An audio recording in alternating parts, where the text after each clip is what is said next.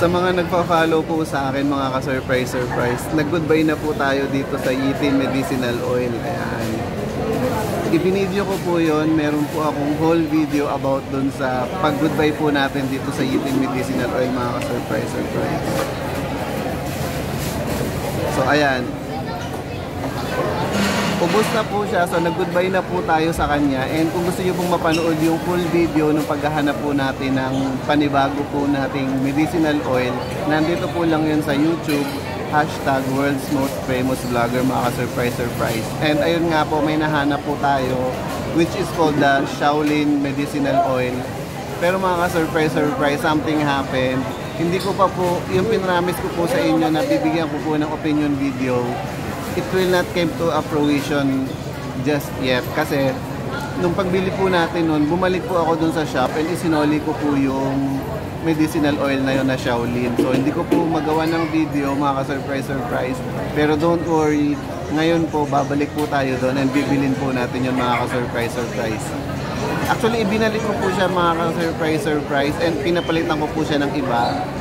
Kasi kung nakita nyo po, roll-on type po yun na gano'n mga ka-surprise.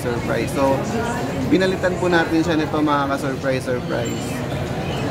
It is called Jade Crane mga ka-surprise. Ayan. Ang itsura po nito mga ka-surprise, pag binili nyo po is meron po siyang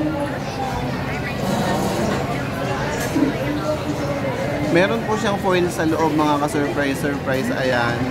And pag binuksan nyo po yung foil, para po siyang, alam nyo po ba yung albatros mga ka-surprise? Ganun po yung itsura niya. So, actually, swak na swak sana sa akin to kasi nga po, hindi naman po talaga ako gumagamit na ng mga pinapahit-pahit. Ang gusto ko lang po yung inaamoy-amoy lang po na ganyan mga ka-surprise. Ayan. Pero mga ka-surprise, hindi ko talaga expected na solid pala siya. Ganun. So, ang hirap niyang ginamit ko na po siya kagabi and I feel like parang kakabagan ako mga ka-surprise. Ganun. So, ang gagawin po natin is siguro gagamitin ko na lang to sa mga biyahe, ganun, mga ka-surprise. Let's say nasa bus, ganun. Ayun. Again, this is called the Jade Crane. Ganun. Mabango po siya. Gusto ko po i-amoy niya and kung bibilin ko po siya ulit, siguro pwede naman. This only costs around 70 pesos mga ka-surprise. But without any further ado mga ka-surprise, para medyo mag-ikot-ikot po tayo. Samahan niyo po ako dun sa pinuntahan po natin kahapon.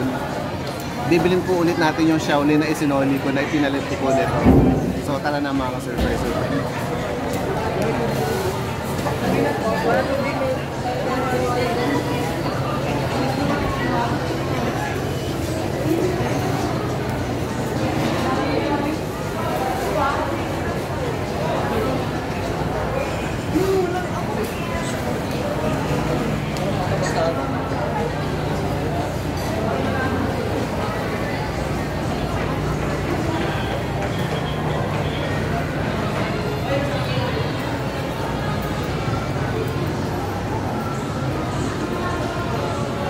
Nung isinoli ko po siya mga ka-surprise kahapon, okay naman po kasi hindi ko naman po ginalaw yung Shaolin oil na yon. Kasi di ba roll-on po yun. So halata naman pag ginamit na, pag ni-roll na sa skin, di ba unhygienic na, hindi na siya pwedeng isoli.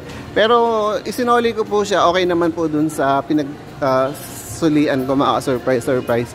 So ngayon bibili po tayo nung, ayan, dito po again tayo sa may Chinese drugstore mga ka-surprise. Ayan.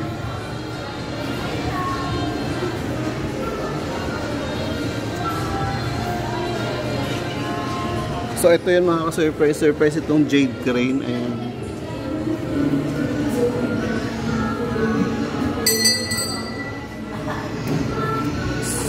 So bibili ulit tayo nito mga ka-surprise. Ito.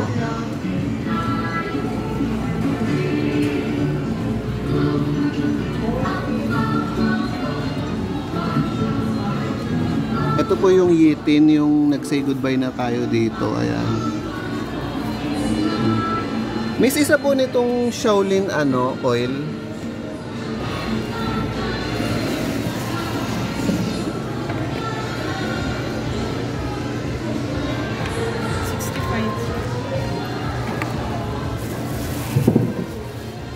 $65.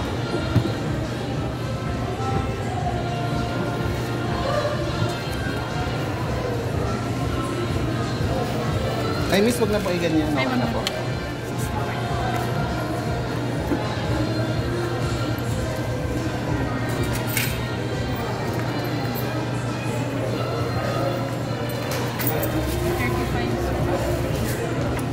Salamat.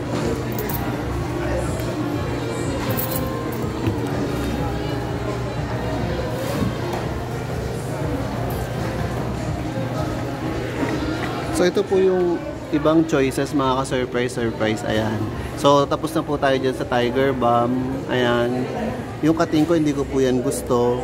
Pero ayun nga po mga ka-surprise. Yung pinakita ko po sa inyong tatlo na yon, yung Yitin, yung Jade Crane, at saka yung Shaolin. Yun lang, yung tatlo na po na yon, yung sabi nga nila is best seller. So dun po tayo mga ka-surprise.